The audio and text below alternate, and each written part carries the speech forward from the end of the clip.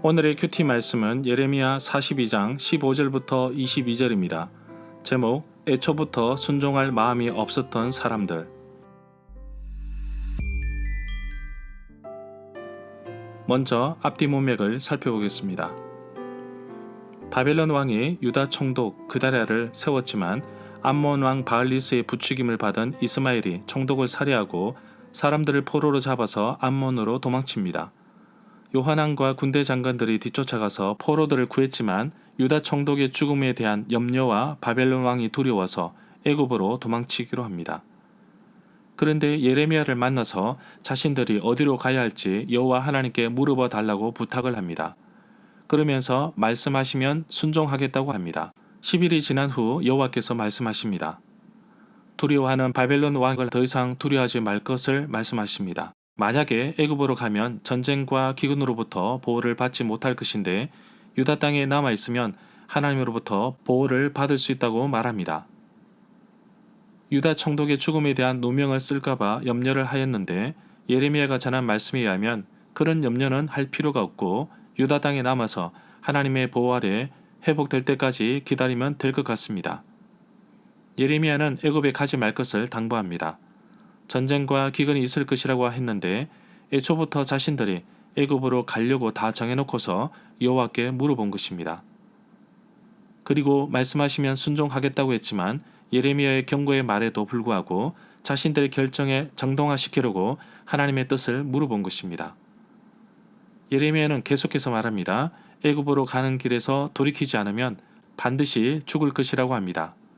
이들은 애초부터 순종할 마음이 없었던 것 같습니다. 단지 자신들의 결정을 정당화하기 위해서 여호와께 물어본 것입니다.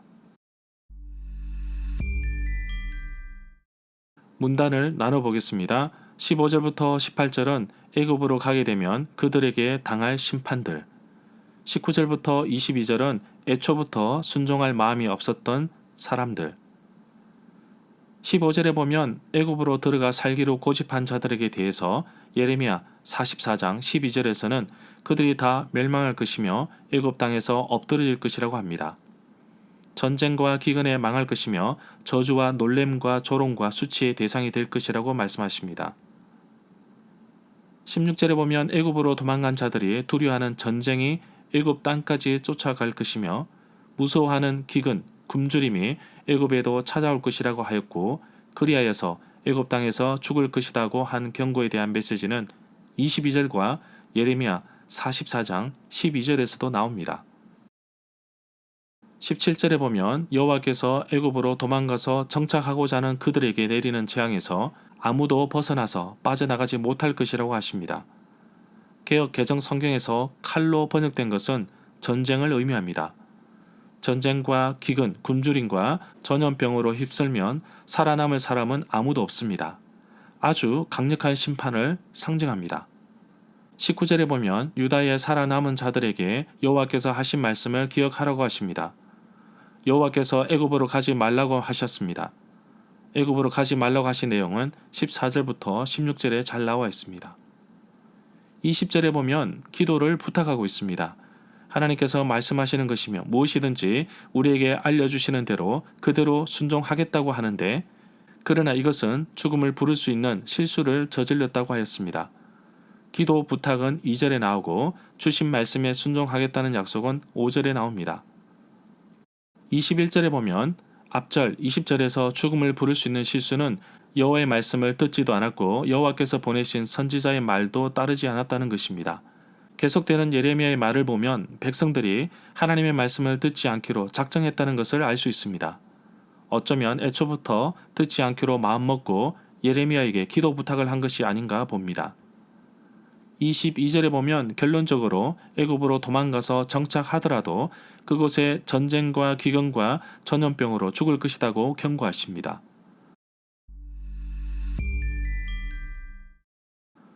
절마다 상세한 설명과 구절 해석, 핵심 내용과 중심 줄거리는 네이버 블로그에 올려져 있습니다. 내게 주시는 교훈입니다.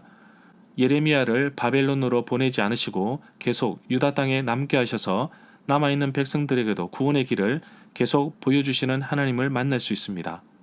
5절에서 무슨 말씀이든지 따르겠습니다고 말로만 고백했던 것이 가장 아쉬운 부분입니다. 분명하게 염려하지 않아도 될 것이라고 예레미야를 통해 말씀하셨지만 여전히 불신이 가득 찬 것을 볼 수 있습니다.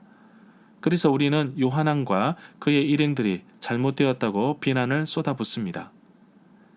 그런데 자세히 보면 꼭 그들만의 모습이 아니다는 것을 발견하게 됩니다.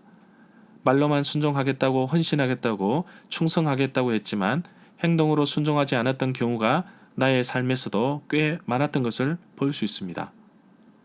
여러 가지 핑계가 있겠지만 행동으로 순종하지 않은 것을 주저하고 미루는 나의 모습을 볼 수 있었습니다. 모든 것을 다 내가 결정해 놓고 하나님의 뜻을 묻는다면, 기도하였지만 하나님의 뜻이 내 뜻과 다르다면 순종은커녕 내 뜻대로 행하는 모습이 적지 않게 있었습니다. 많은 사람들이 이렇게 순종하고 헌신하기 어려운 이유는 자기가 손해보기 때문에 그렇습니다.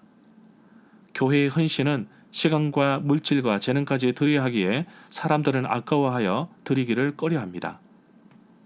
정말 말로만 헌신, 순종이 아니라 행동과 실천으로 하나님 말씀에 순종하는 삶을 들여보면 어떨까요? 하나님도 이것을 기다리고 계십니다. 순종은 쉽지 않지만 순종할 수 있는 힘은 하나님께서 주십니다. 요한한 일행처럼 애초부터 순종할 마음이 없었던 사람이 되지 않도록 오늘도 말과 행동이 일치되는 믿음의 삶을 살아가는 하루가 되기를 간절히 소망합니다.